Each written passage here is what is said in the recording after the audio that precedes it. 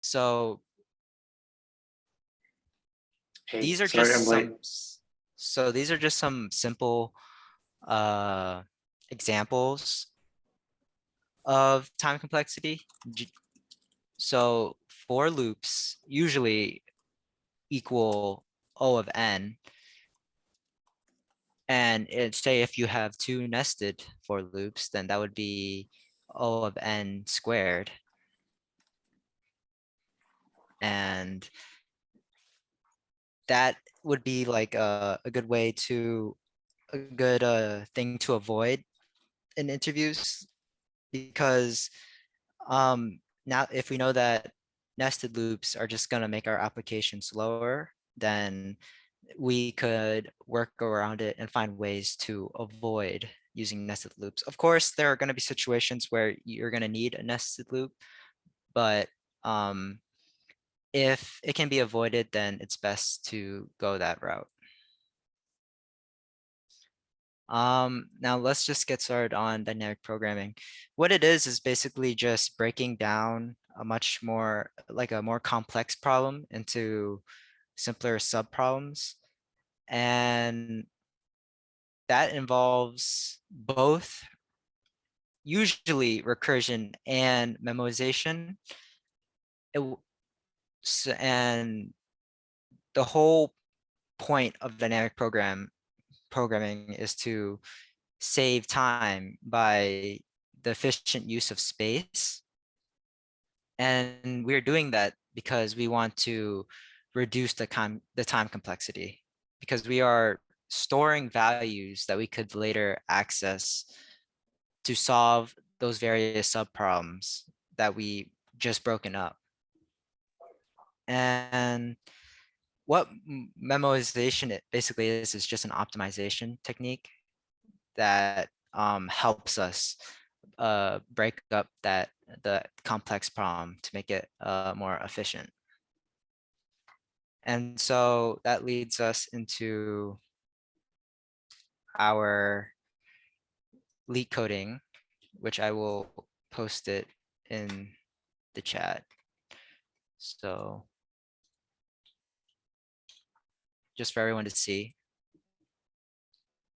Reads, you are climbing a staircase and it takes n steps to reach the top.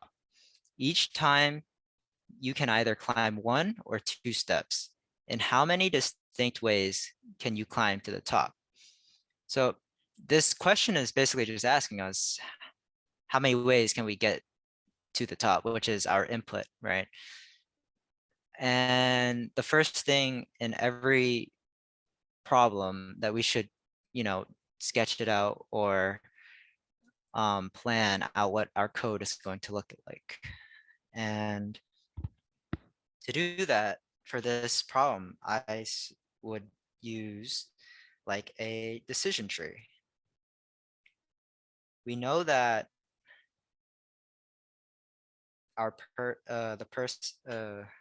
we know that we are climbing a staircase. Have our little person here. That starts at 0. And let's say we want our input to be 5. So we're gonna draw this real quick.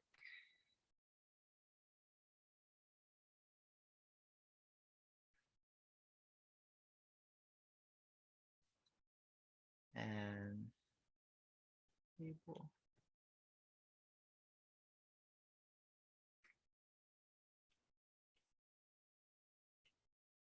Oh, sorry. Hold on, I'm trying to move this, but it's a bit. Yeah, Zoom management is always tricky. Hold on, I'm trying to get this to move, but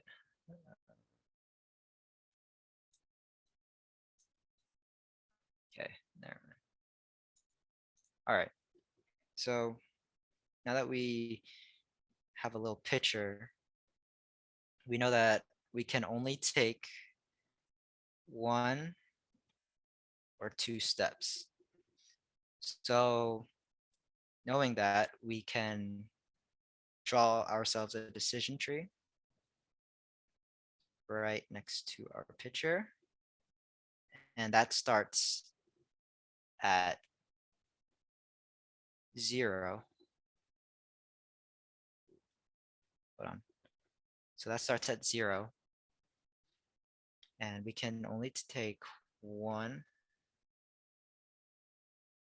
or 2 steps.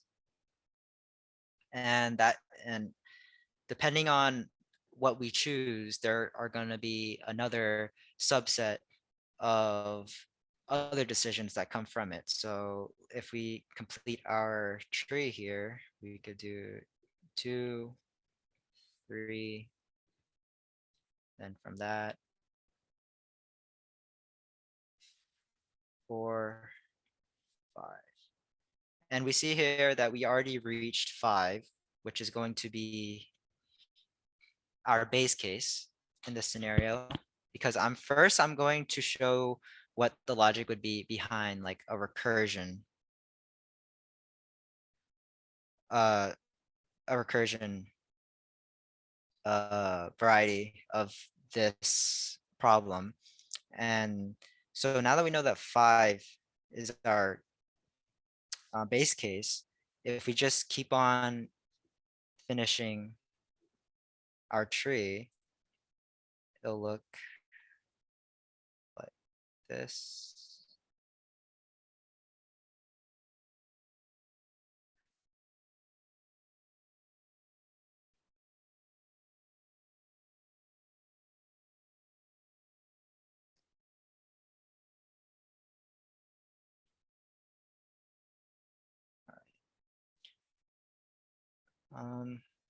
Hold on, it'll take a while to finish.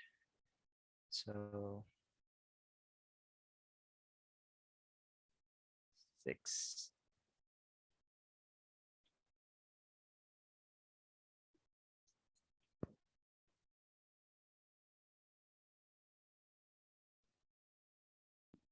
Ben, what does 6 represent here?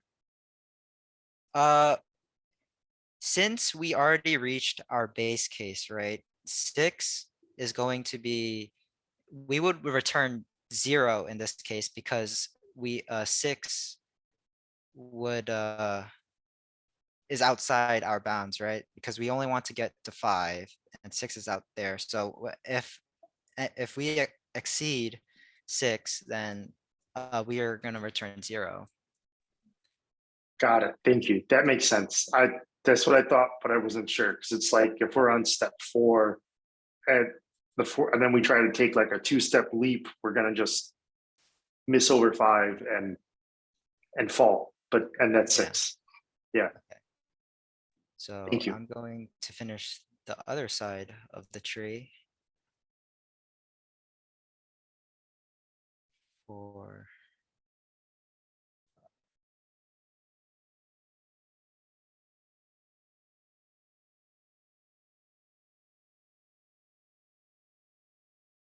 All right. So we see here that 5 shows up. Oops, maybe not this one. 5 shows up here, here, here.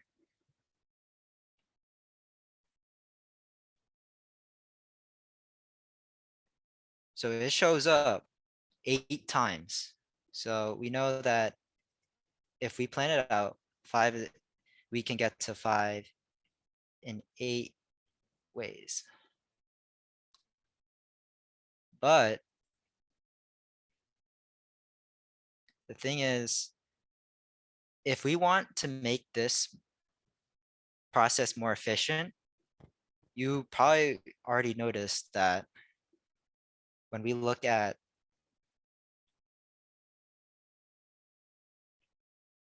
two and 2, you can see that the branches of these 2 are the same.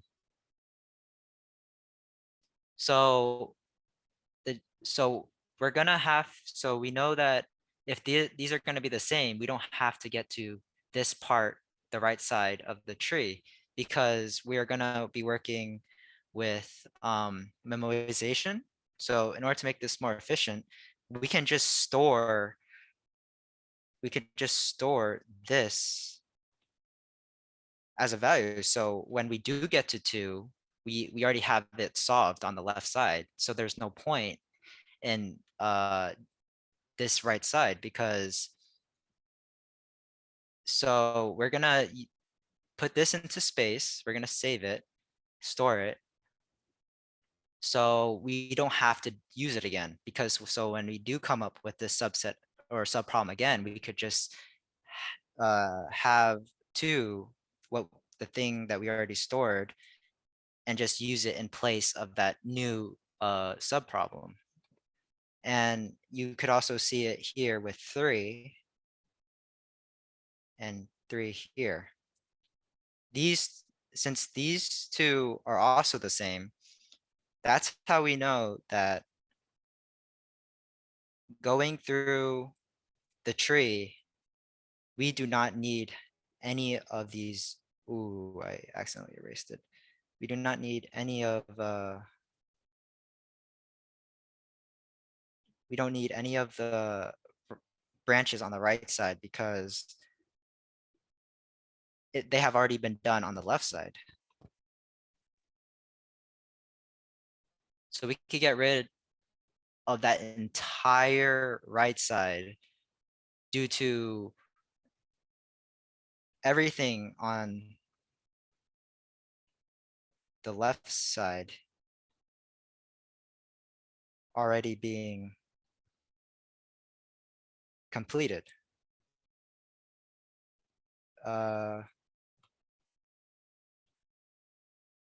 Okay, let me make it better.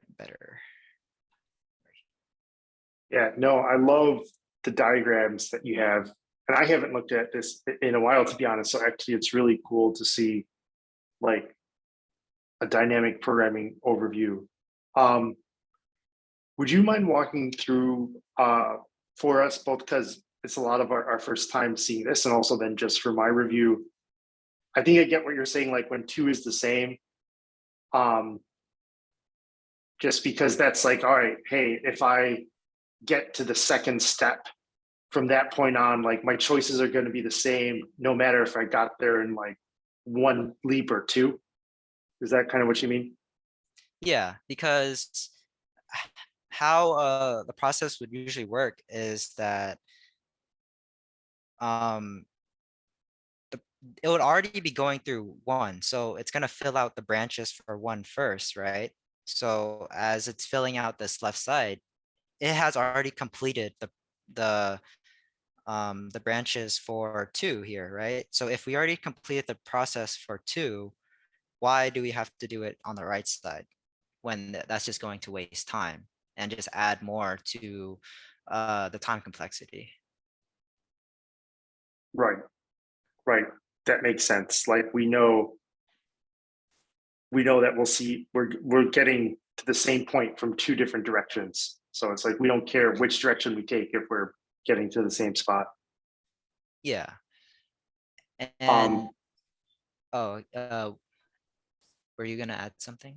I just wanted to check in with the class real quick if that was making sense to folks, and if people had any questions, because I know that this is relatively new stuff.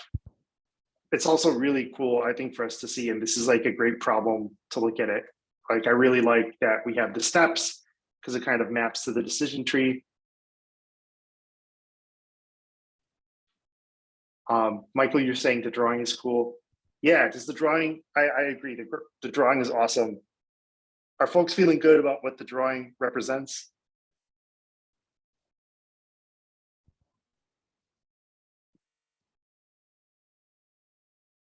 Sounds like it. Okay, and Ben, thank you for letting me jump in there. I apologize about that. Okay. And we see it in the time complexity because if we look here, we have 2 branches, 1 and 2. So have 2 branches. And if we want to estimate the time complexity here, it will be the height of this entire tree. And since our input is 5, our time complexity would roughly be 2 to the power of n, right? But since we're getting rid of this second branch, we only need to worry about what's in the green here, because that second branch doesn't matter anymore. So now that we only need to worry about what's in the green, now that just turns into O of n. So we just see Could how much you, faster. What was that, Adam? oh, I'm sorry. I was going to ask if you could walk through how you calculated 2 to the power of n again. I actually, I blanked for a second. Oh, okay. Hold on. Let me move this away from my drawing. Oh, okay. Let's just keep it the way it is then. Okay. So we see that there are 2 branches, 1 and 2, right? And that's where the 2 comes from. And when you want to calculate uh the time complexity of like this branch, you would n would represent the height of this branch. And since n, as I mentioned before, is like denotes like the input size, and since our input is 5, this branch in particular would be n to the power of, or 2 to the power of 5. But in general, if our input wasn't 5, then it would just be 2 to the power of n for the height of the branch. Got it. Cool. Thank you. Okay. So now that we know that if we can just section off any unneeded parts of the code, we can just simply make it faster. And now that we know that all we need to do is work with the green, whatever is in the green, we know that 5 is gonna be our base case. So let's work up the branch, and we would call that bottom up, the bottom up approach to dynamic programming. And so let me try to move the drawing away from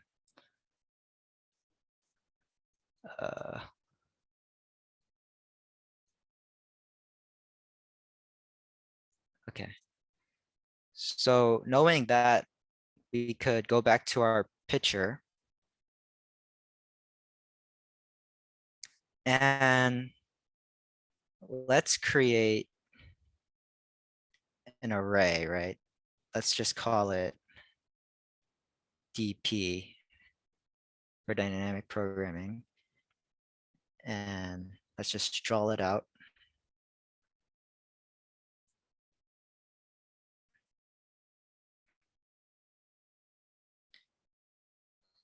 And since we're starting with 5 first,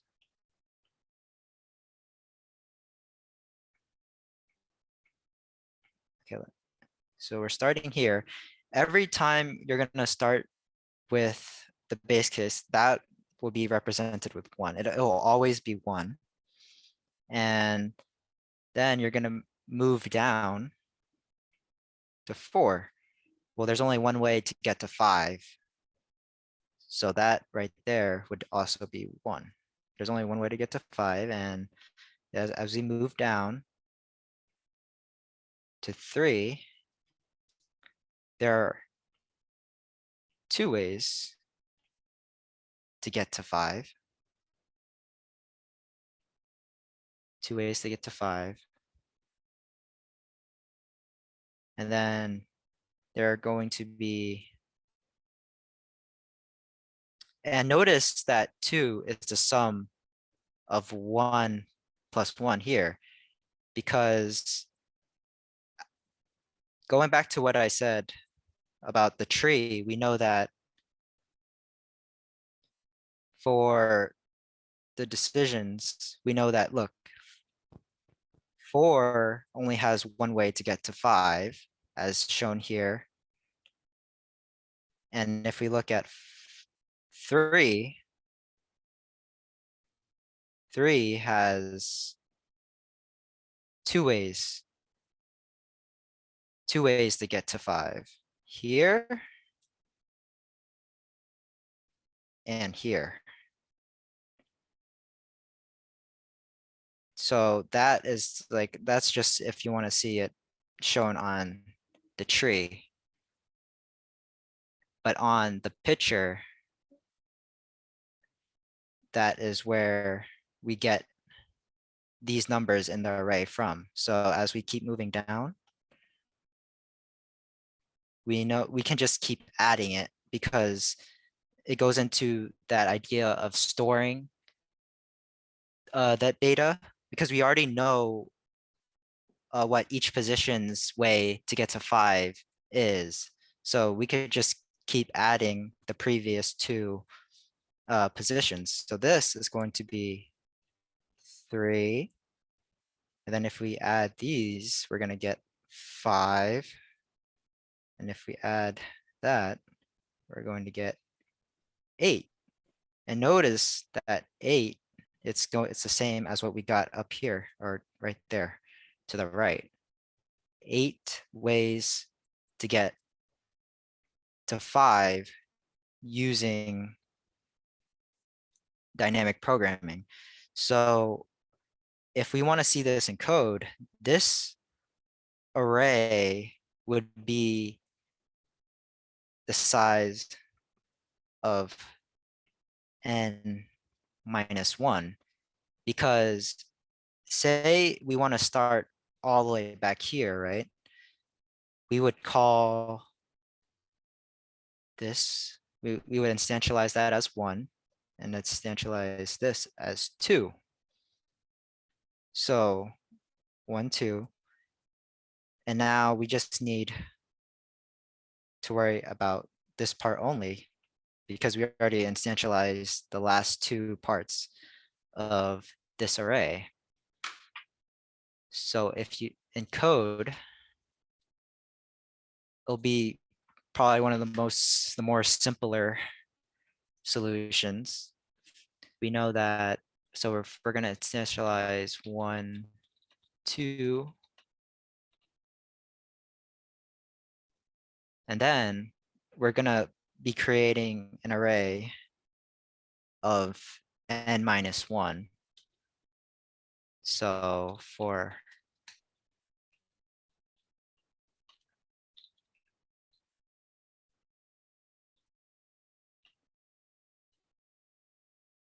we want to, as 1 is changing, right? So we know that the next number would be 1 plus 2.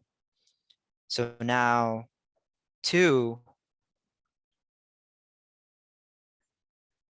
What is the 1 plus 2 again? I'm sorry. so when I was filling out this array, right? Mhm. I was talking about how the relationship of like of the previous 2 numbers, on how 2 here equals 1 plus 1, and 3 here equals 2 plus 1, and 5 here equals 3 plus 2, and Right. 8 is 5 plus 3. So I was trying to relate back to the code on how if we first instantialize this as 1 and 2, and as we are moving, in order to get the next value for 1, it is 1 plus 2 again. So now this would equal 1, and now 1 would equal 2 now. And then we keep doing that until we get 8, which is our answer.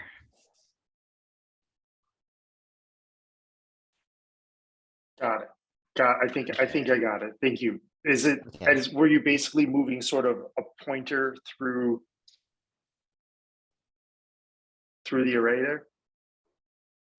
Uh, I wouldn't say pointer, but like I'm like I'm descending down the array Got in it. order Okay. to get to, yeah, 8. So, oh, and I also want to mention this relationship. This is basically a Fibonacci sequence right here. These are Fibonacci.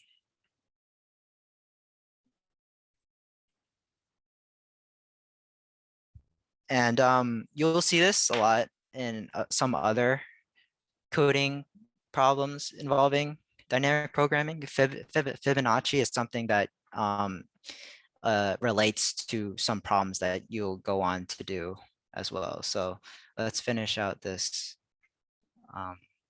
problem. So first we want to have Cool. like a temp variable Thank you. to And are you able equal to 1.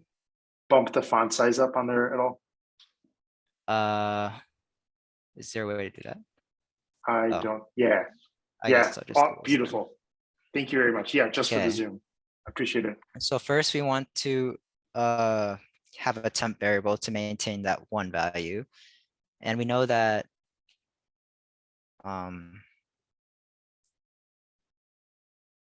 we know that 1 is just going to equal 1 plus 2. And 2 is now what 1 once was. And if we return 1, we will see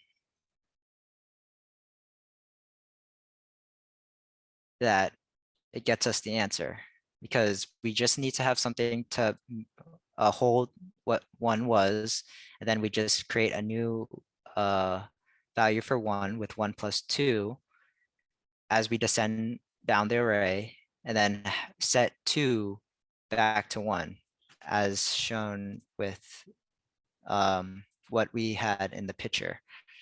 And if we submit this,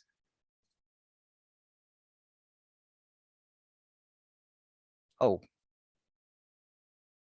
what is this? Is it 2 equals temp? Oh, right.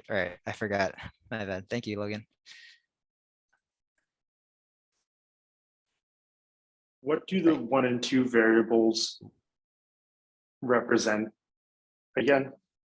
Okay, 1 and 2 represents this part of the array, 1, 2, 1 and 2.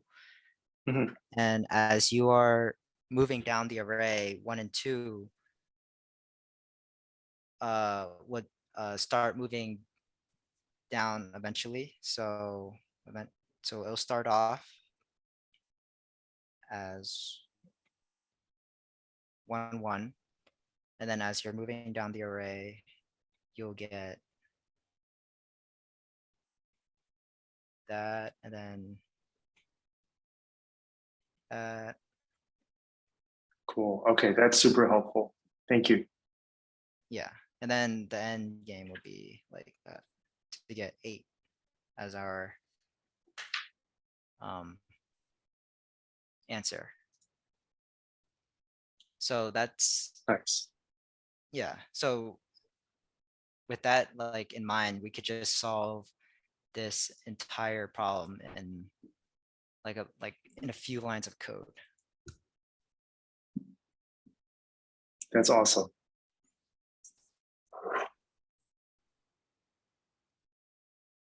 And yeah, that'll be it for me. I think Gerardo's next.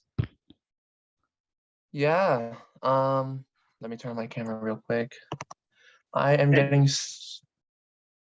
All right. Give me a second. Sorry for the delay, but I'm trying to load in the problem right now. So what I plan to do is do something similar to what I did on my Monday session, is to go through another walkthrough of another, leak code style problem. Using one of the data structures that I used that Monday session. So yeah, just give me a quick second and then we can get started real quick. Give me a second. Yeah, I'll just Um, share. Oh, sorry. If you needed a moment, I was just going to share, just say what was in the chat out loud.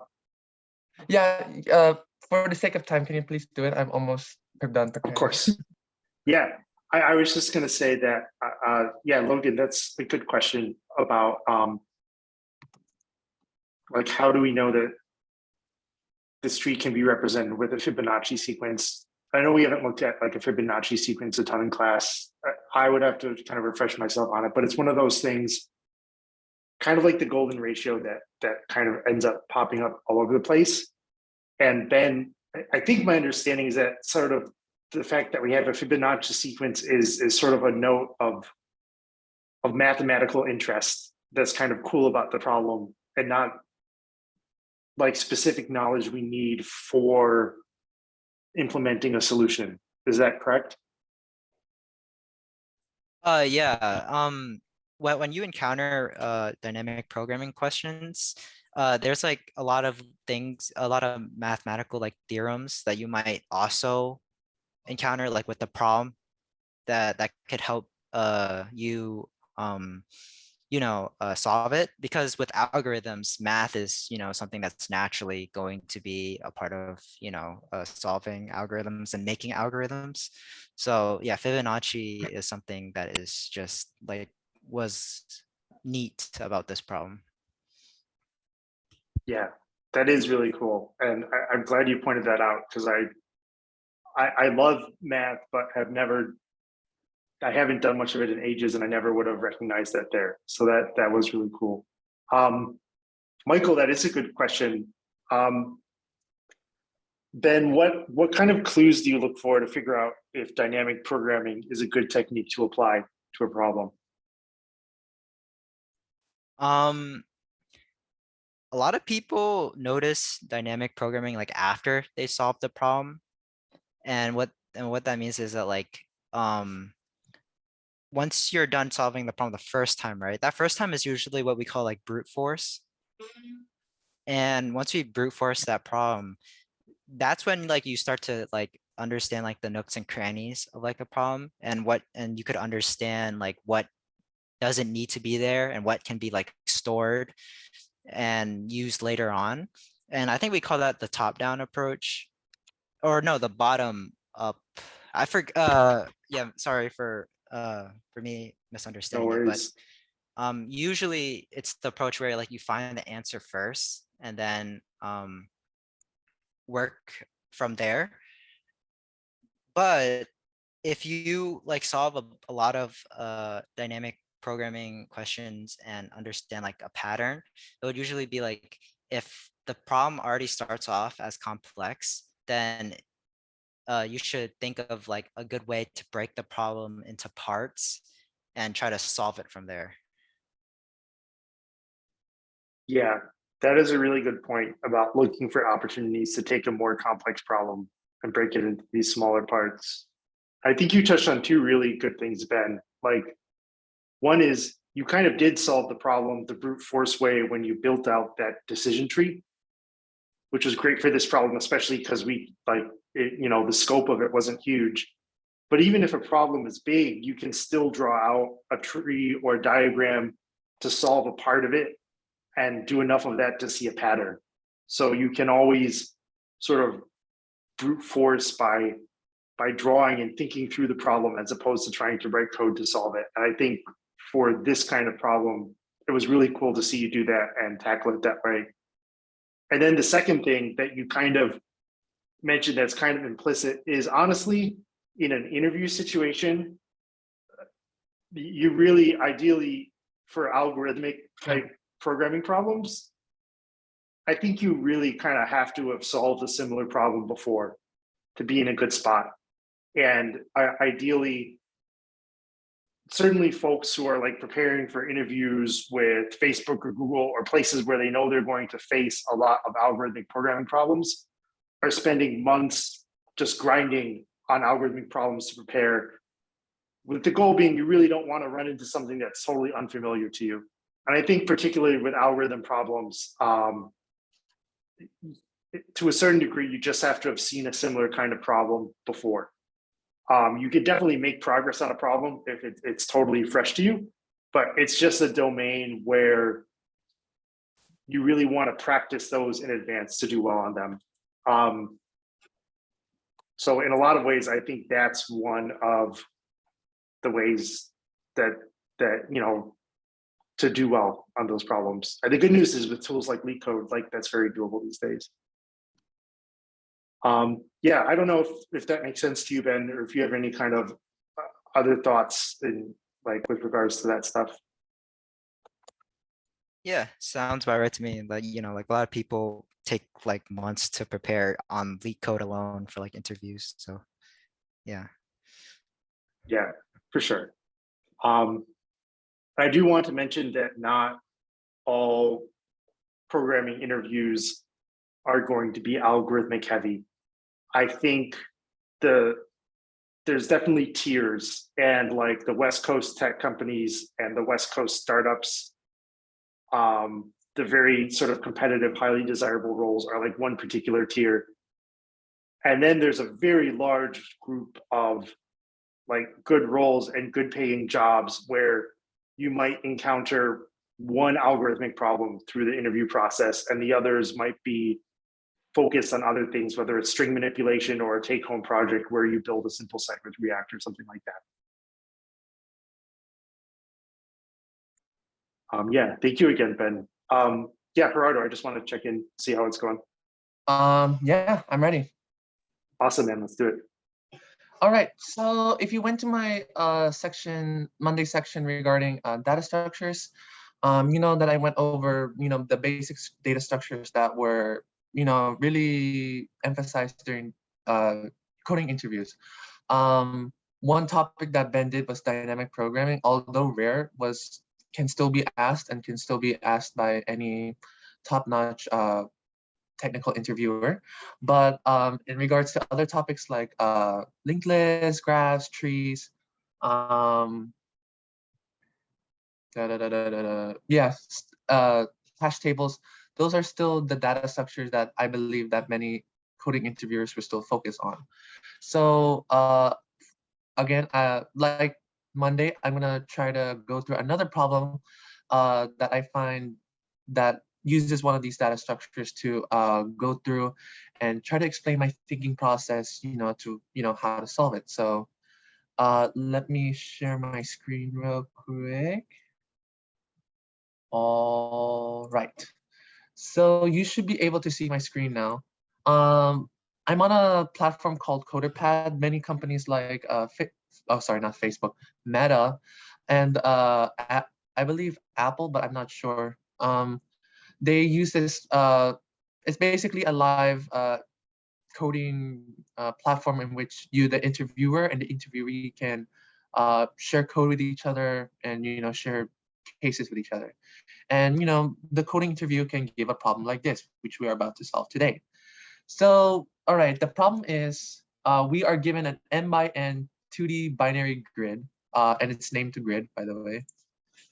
Should have aforementioned that, which represents a map of map of ones and zeros, and where the ones represent the land and zeros represent water. And basically we have to return the number of islets. And for our definition, yes, Daniel, I understand. 2D arrays are weird, but for this, it depends on what the problem is asking. And in this problem, I'll explain what approach we should use to go about this problem. Okay, so we got to return the number of islands. And for our situation, an island is surrounded by water and basically surrounded by zeros, and is formed by connecting adjacent lands horizontally or vertically. So basically you can cross basically you can cross land horizontally or vertically. You can't cross diagonally. And you may assume that all 4 edges of the grids are surrounded by water. And you might be wondering to yourself, whoa, how do I approach this problem? What the heck does this problem mean? Like, what do I do? So first, again, I like to draw visualizations because, again, that helps me figure out how these inputs and outputs are shown here. And this may be confusing because there's a lot of quotation marks and you might get lost in them. So with the sake of time, I actually drew out these visualizations to show you what an island looks like. So in the first one, let's go back to the first one. The first one on the left-hand side, in which I'll show you later, it shows that the output is 1, and I need to figure out, whoa, why is the output 1? Well, you can clearly see there's this whole other island just right here. This is one gigantic island. Can you restate then- the problem again, Gerardo? I apologize. I It's all right. actually spaced for a second. The island part makes sense to me, and the diagram is awesome. Yeah, could you just restate again what we're attempting to solve? We need to return the number of islands that we see in our grid. Got it. Okay, thank you. Right, and the islands are connected horizontally, vertically, and diagonally. No diagonally. Thank you. No diagonals. Got it. All Thank right. you, sir. Yes, and then in that second statement, you may assume all 4 edges of the grids are surrounded by water. In visualization, if you try to visualize that out, that means that there's zeros everywhere around this grid.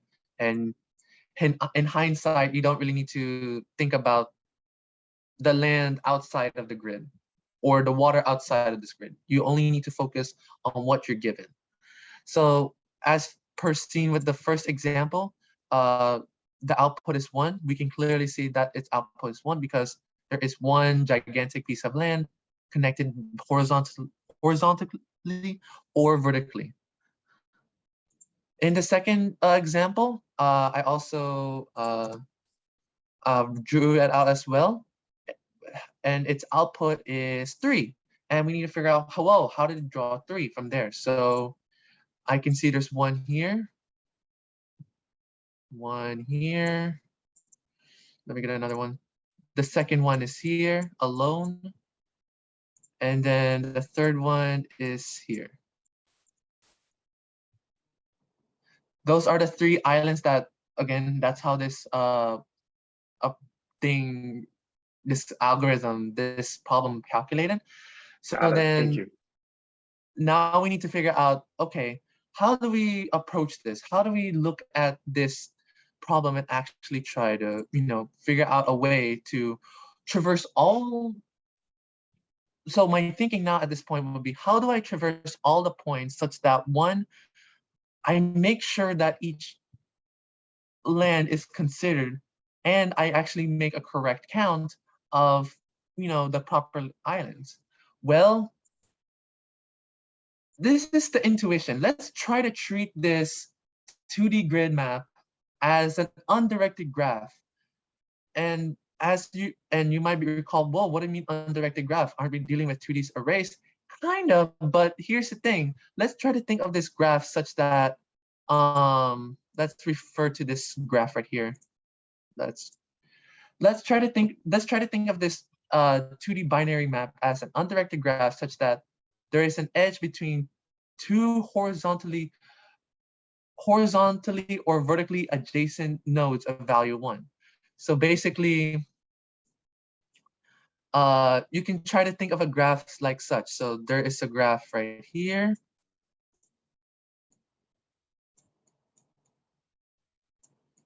There's a lonely graph. There's a lonely node there, and then there's 2 paired nodes here. That's the thinking because, yeah, Adam? What makes a graph undirected? Oh, yeah. So an undirected graph is, as the name implies, there is no direction implemented within these graphs. Let's, for its counterpart, a directed graph, it would show direction from one node to the next. But in an undirected graph, it just simply shows that they're connected. That's it.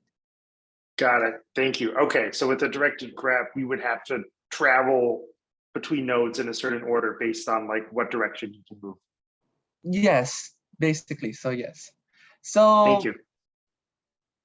now you might be thinking to yourself, why are we dealing with this directed graph? Well, you may recall that I said there are two important algorithms. I might have like breezed over it and I apologize for that. But there are two algorithms that were really useful for such graphs. We're gonna focus on one of them today, which is called the depth first search algorithm. And to visualize that, I have this cool little example graph here that basically shows, give me a second. And That that basically is a shows, directed graph. Okay, awesome. this is a directed graph on the other hand, but for the sake of showing what depth first search does, I'm gonna show you on like what it does basically. Awesome. So This is awesome. let's see, and so yeah, I'm gonna press go, and after pressing go and after visualizing the algorithm, I'll explain what it does. So, and we're starting at the vertex 0 to visualize what's going on.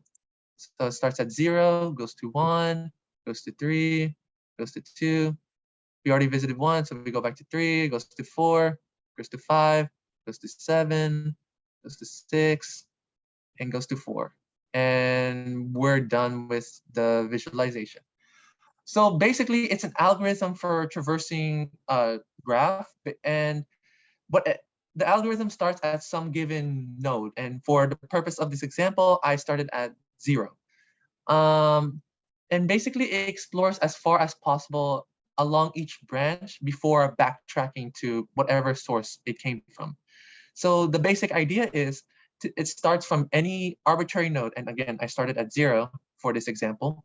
And it marks the node and move to its adjacent unmarked node and continues this loop until there's no unmarked adjacent node.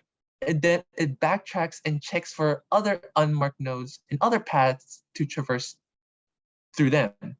And then finally, however you want to do with it, display it or print it out or use it for some algorithm, etc. So, and you can see in the bottom right corner, that's the basic gist. And it's kind of written in pseudocode and in the likes of Java, such that that's how depth first search works, such that for each neighbor of U, which is the original node, it goes onto its neighbor V. So that's the notation there. So let's see. All right, yes. So let's go back here. Oh, okay, we can go back here. Oh, no, let's go back here. Sorry, I got confused. So the algorithm now is that, okay, we have depth first search. Okay, now we know about what depth first search is. What do we do with that? How do we apply it to this weird graph? Okay, I ponder you this. Let's have this depth first search algorithm scan the 2D grid map. If we see, and then let's see. And then for the sake of connecting this, those are all nodes with the value 1. Let's go literally scan, basically scan through each of the nodes of the map. If the node contains a 1, then let's consider this the root node, is in the node that we start depth first search in, and start depth first search with that 1 as the root node. For example, let's literally search through this right-hand graph here. We can consider, I'm running out of colors. We can consider this, index 0, as this node to trigger the depth first search. And during this depth first search, every visited node that this depth first search visits should be set as 0 to mark as a visited node. And then and then we count the number of root nodes that triggered this DFS. So so basically, what is this? Let me visualize this. So let's start at that arbitrary root node at 0, 0 or index 0, 0. We see that this is our root node. Now we need to make everything adjacent to that root node 0. So this is now 0. This is now 0. This is now 0. This is now 0. This is now 0. And I should have let me do that in a better way. So let me properly show how depth first search will actually do it. It would say, oh, it has, these are two neighbors of the root node. Go to these two spots. Oh, this one right here is neighbors of the aforementioned node. So we highlight this one. There's no more nodes to. There are no more adjacent nodes, so we stop the depth first search algorithm here. Therefore, we now mark it, quote unquote, mark it by marking it as a 0. And then we continue the pattern again by linearly scanning through each of the nodes. And if there is if there's such a number such that it's unmarked yet, as in, there's still a 1 there, then it does the whole DFS algorithm again. So basically it will go through it will go through this, it will go. At this point, we've already made these zeros. So now what our linear scan would do is go through each of this, say, nope, this is not 1, 1, 1, 1, 1, 1, 1, 1, this is not 1, this is not 1, this is not 1, this is not 1. Oh, we found a 1. And now we got to figure out, is there any neighbors of it? No? Okay, so we just count another one and just say that this is 0. It will technically go through the DFS algorithm, but not to the extent that not to the big extent, since there's not a lot of neighbors for that lonely island there. So, all right, we counted that we've already counted that there's 2 islands already. So we've continually linearly scan. And we see that, we found another one. And we have to apply DFS. So we highlight that. It has a neighbor. So we highlight that, and then we traverse backwards and to say we mark this one, and we mark this one, and we mark this one, and we mark this one. And there's our 3 islands there. So overall, we basically count the number of root nodes that trigger this depth first search algorithm. And basically, this is the number that would be the number of islands, since each DFS starting at some root identifies an island. So before I implement the code, does anybody have any questions about how I'm implementing this?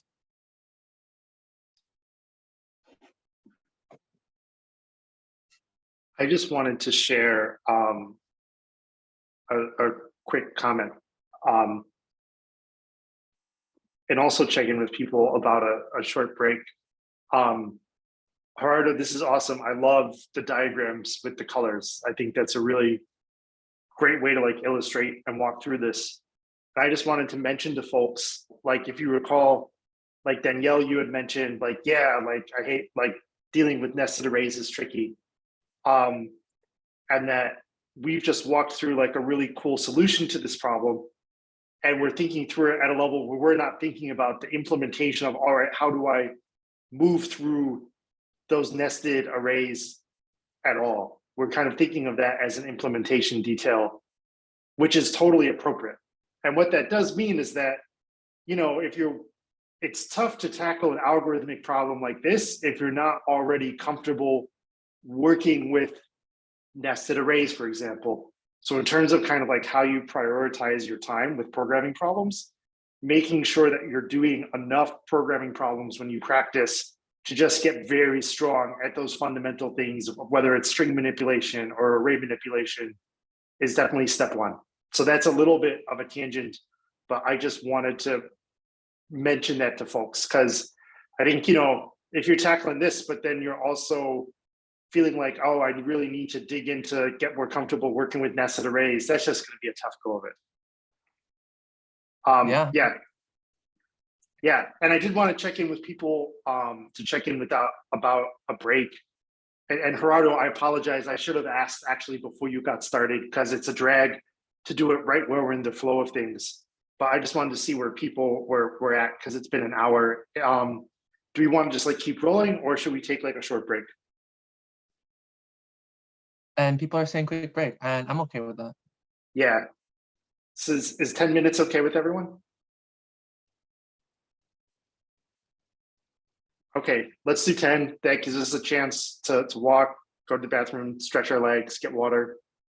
Yeah, Gerardo, thank you. This is awesome. Everyone will reconvene in 10, and I'm looking forward to see you implement this thing. All right, see you at 42. See you at 42. Or the algorithm too. I basically showed the algorithm to depth first search and showed it how we can apply it to our island example by marking or by traversing root nodes in our 2D array, and by marking them by changing its value to a 0. So after all that work and after all that visualization, now it's time to actually code the actual implementation of this algorithm. And I've already set up our certain grids here. Grid 1 is the first example I showed. Grid 2 is the second example I showed. And now it's time to actually plan out the solution. So we do need a count of how many how do I say this? How many islands there are. So I'm just gonna say count equals 0. And then we do need a reference on how long each dimension is. Recall that it's an n by n 2D grid. So technically it could not be a square. It could be a weird rectangle with weird dimensions. So we can say m is equal to the length of the grid. And then we can also say n is equal to the length of a row of a grid. Or what we would say m is the dimensions of rows, like how many rows. Yeah, how many rows there are, and then n meaning how many columns there are. And then, you know, just to get it out of the way, let's get started with defining what this depth first search algorithm entails at certain indexes within this depth first search. Again, recall that we are marking this depth first search. We're marking each cell in this depth first search algorithm with 0 to mark that, hey, we visited that already. We don't need to consider that cell anymore. So we can say grid at row I, column J is equal to 0. And now, now these are what I call boundaries, basically making sure that we are not out of just making sure that we are within the range of the grid itself. So basically, if the row index is less than the number of rows there are, if, let's say, if I is greater than 0, you know, and then this is for the columns, if j is less than the number of columns, and if j is greater than 0, and then we would see here that if the grid at Okay, I gotta make sure that I'm properly doing this correctly. If the cell below it, basically to the bottom of the cell, is equal to 1, then we run DFS again with this new set of coordinates. Same thing here. If grid is I minus 1, so we are going up a row, so going up. I can't spell grid. Grid I minus 1, J equals 1, DFS I minus 1, J. And then now for J, we are considering the columns. So if, let me see, let me write it out first so that I don't confuse myself. J plus 1, so if we're going to the right of it, of the current cell, and seeing if it has a value of 1 in it. Whoops. Let me just copy and paste. J plus 1. And then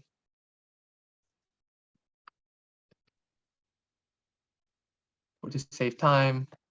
There you go. If J is J minus 1, J minus 1 will be going towards the left of the current cell. And it will run. Yeah, Adam? Could you maybe add a comment just for each of the major for if clauses for which case we're looking at? I got a little lost on which each one is doing. Sure. So Thank you. Appreciate it. if I is less than the number of rows. So I checks if row is less than number of rows of grid. And then I'll just copy and paste. Checks if row is greater than index 0.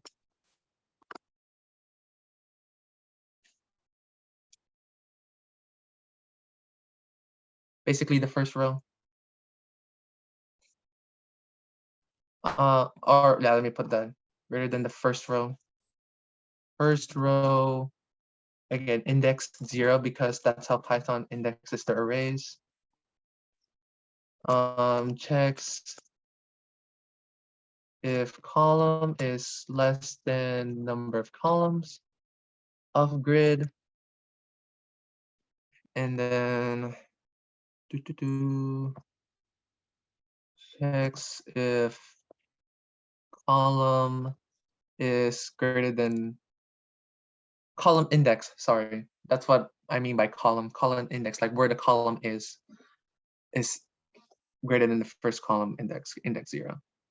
And then basically, now the weird thing about what Danielle said earlier, 2D arrays are confusing because increasing, like think of it like a coordinate plane, right? Technically, it's not a coordinate plane because their directions of increasing are weird. For example, to go from the 0 row index to the next row index, you're actually going down. But in coordinate planes, going from left to right, that's actually increasing from 0 to whatever column index there is. Is a coordinate plane just like a grid? Just to double check. I should have drawn it out. Let me draw out more. Usually, so if you learn in algebra and geometry, you learn that increasing is going up and increasing is going up vertically and increasing horizontally is going to the right. But for 2D arrays, this is increasing, so that's changed, but it remains the same for 2D arrays going the right side. So again, it's a bit weird when you're thinking 2D arrays like this, but that's just a mental note to keep thinking of when you're coding with 2D arrays. So let me go back here. Cool. Thank you. And let me keep reference to what I plus 1 means, or whatever plus 1 means. I plus 1j means we are changing the row index. And if you add 1 to it, you're technically going down. So this goes down, checks how do I say this? Cell underneath of current cell. And I'm saying cell because these names, cells, values, they technically have synonymous names to like what they can contain. Check cell underneath a current cell. I minus 1, so we're on the current row index and we're decreasing, goes to up. So checks cell above of current cell. Yeah, Alicia, I will post the total code when I'm finished. And then, and it will also be recorded. J plus 1, now we are considering the columns right here going from left to right. So this is where we actually just consider normal, I guess, addition here. So going plus 1 is going to the right. So that's checks cell to right of current cell. And then this checks the cell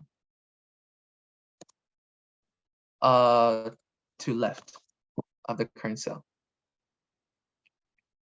Nice. And yeah, and then you may have just noticed that I just included a simple return here. The reason why I'm returning basically nothing is because we are just making sure that each of these grid marks is actually being marked 0, and after they're marked 0, that's it. We have nothing else to do. We have nothing else to do within the DFS algorithm. That's it. But now you might be asking to yourself, hey, didn't we have some count equals 0 here to actually keep track of like, the number of times we did DFS? Well, we've only did the DFS algorithm. We actually now need to use it. So now what we need to do is use our old trusty friend, the for loop, for I in range M, or J in range N.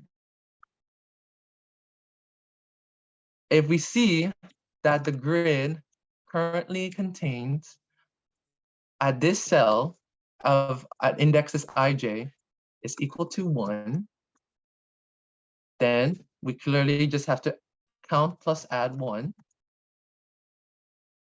And then DFS through that, start DFS on that algorithm, or start DFS on that cell. Hopefully, yeah, there we go. And then hopefully we can just return count as such. So many interviewers like to see if you can code like to see if the output actually matches what you expected. So during the break, I coded these grids here. It's the same examples that I previously aforementioned here. So let's run the solution on grid 1. So if we run it, and there's nothing. Hold on, sorry, give me a second. Oh, let me see. Oh, let me just do print count for some better purposes. Run. There you go. We got 1. We've got 1 with the first examples, since there's literally 1 gigantic island right from this section here. And then, let's try to test the second one. Run here. And boom, we got 3 as expected. That's awesome. That's the so cool. interviewer, yeah, it's really awesome. The interviewer might ask of you to, input, different inputs to, test the validity of your algorithm. For example, I just thought of one right now. Give me a second. What if you're given a grid with all zeros, basically saying it's all water. It should say that, hey, there are no islands in this grid whatsoever. And then I gotta That's a make great sure edge that case to test. that's a very big edge yeah. case. So we gotta make sure that, it's all three. It should show 0. Yeah, because it's all water. What about, hold on, let me think of another one. Oh yeah, how about this weird, it's kind of like grid 2, but it's one gigantic island cornering this island right here. So basically like this. Give me a second. Basically everything is 1 except the bordering. Okay, I'll explain later. Hold on. Another edge case. Somebody shouted out or put it in chat. How many islands do you expect to see the algorithm go through here? And if you didn't see what I did, basically I put a 1 in each cell, except here, here, and here. 2. Yes, Michael and Danielle is correct. It's supposed to say 2. So let me name this grid 4. And hopefully my algorithm is correct such that it actually outputs that. And booyah, 2. So yeah. And yeah, that's the basic gist of the problem.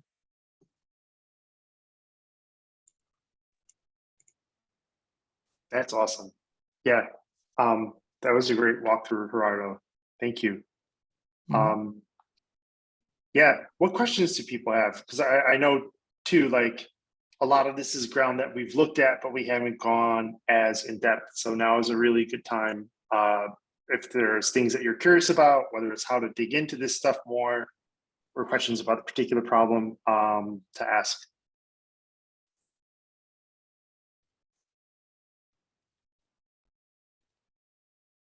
Cool. Yeah, we may also, I know too, it takes a lot of mental energy just working through this stuff when we have it on Zoom. And I think the visual illustrations you did and that visual out program were a huge help. Yeah, that was awesome, Gerardo. Thank you. Yeah, thank you.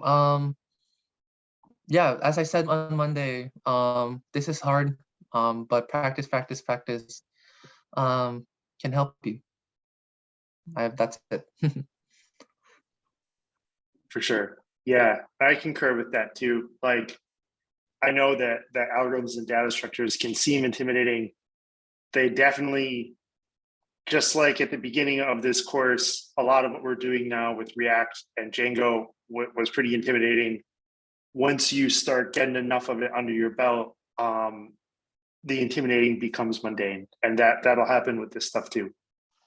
And this has been a great walkthrough of 2 techniques, and these are both really cool problems and really good problems, I think, for people to kind of flag and set aside to come back to when you're digging into interviews, because there's a lot to dig into with these problems. Like this problem kind of demands good skills with array manipulation. So on that level alone, it's also great. So yeah, and Gerardo, again, I just want to say thank you both very much. This was awesome. Thank you. I appreciate it.